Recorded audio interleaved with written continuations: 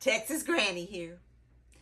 Lately, I've been seeing some folks who seem to need a few history lesson refreshers, a bit of fact-checking, and just a good old dose of common sense. So I decided I'm going to try and help them out with that. It's what good grannies do. You see, I'm from the 1900s. I was born pretty much smack dab in the middle of the last century. So I have seen some things. Now I know we're all busy with our TikToks and our Snapchats or whatever other newfangled method folks use to gather information. But some of us have managed to find the deep holes of misinformation and conspiracy malarkey at the expense of truth and reality. So, like a good granny, I'm here to offer some advice.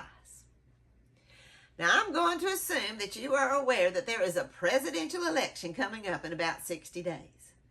So each one of you needs to double check that your voter registration is up to date and current. If you're over the young age of 18 and your voter information is lacking, not right, or in the case of you college students, not where you'll be living during the voting times, then you need to get yourself fixed up now. We are burning daylight here. There is not any time to waste. Now, each state has different ways for you to register and make your voice heard. So you'll need to check with your local elections office in the county where you're living. It isn't hard and it doesn't take too long unless you leave it to the last minute.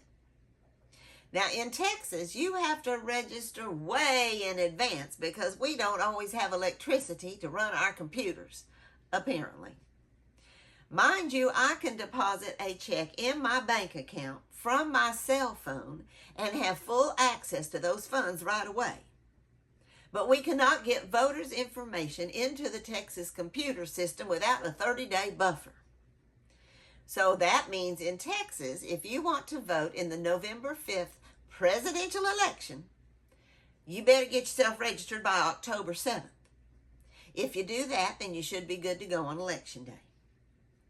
Once you've registered, you will receive a brightly colored voter registration certificate in the mail.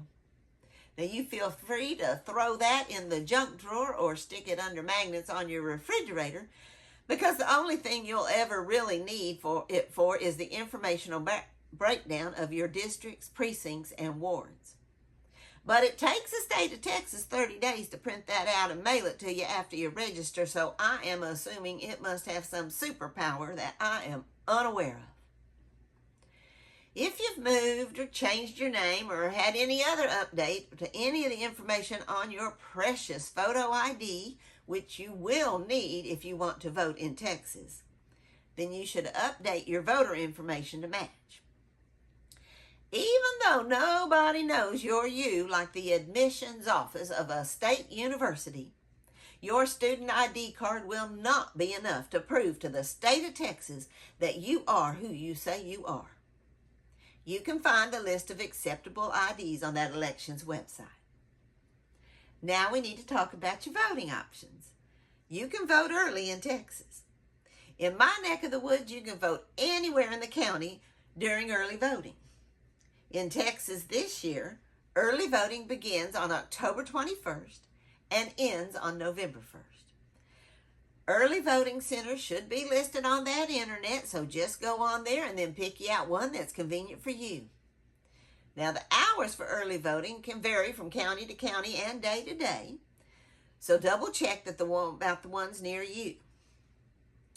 On Election Day, however, you'll have to vote where folks in your precinct are told to vote. Usually it's near the address on your voter registration certificate, but sometimes it's not. If you like to wait until Election Day to cast your ballot, then you must make a plan now. Polls are open from 7 a.m. to 7 p.m., and as long as you're in line by 7 p.m., you can cast your ballot if your information is correct and you're in the right place. So I'd go check that now. Go on, I'll wait. If you're older like me and you just don't get around as good as you used to, well, that can make getting out to go vote a bit of a challenge. So there's information on that internet about requesting a mail-in ballot. That means the elections office will send you a secure ballot in the mail with instructions on how to mark it and mail it back. If you're worried about trusting the U.S. postal system, then you can also take that completed mail-in ballot back to your local elections office and turn it in. Now, there's going to be some names and races on your ballot that you may not be familiar with. And that's why when you go to that internet to check on your voter status, you should look for a sample copy of the ballot you will receive. Look at every race. If you don't know anything about some of those races or on down that ballot, then you need to take that computer you have in your hand or pocket and look it up. The races at the bottom of the ballot are quite likely the ones that will have the biggest impact on your daily life. The local races are just as important as the races on the top of the ballot. Now, don't be like some friends of mine who showed up to vote in a springtime primary election, only to find out it was a local city and county election day. Instead of doing their homework and finding out what they were going to be voted on, they just marked some ballots and turned it in anyway. And I'll grant the spring is confusing here in Texas. There's all kinds of elections going on. There's primary elections and runoff elections and local civic elections. But in today's information age, that is unacceptable. Again, take that handy-dandy computer in your pocket and look it up. Your job is to figure out which election's happening when, who's running, and who you'd prefer to vote for. Now, the actual act of voting is done in person, unless you're able to take advantage of mail-in voting.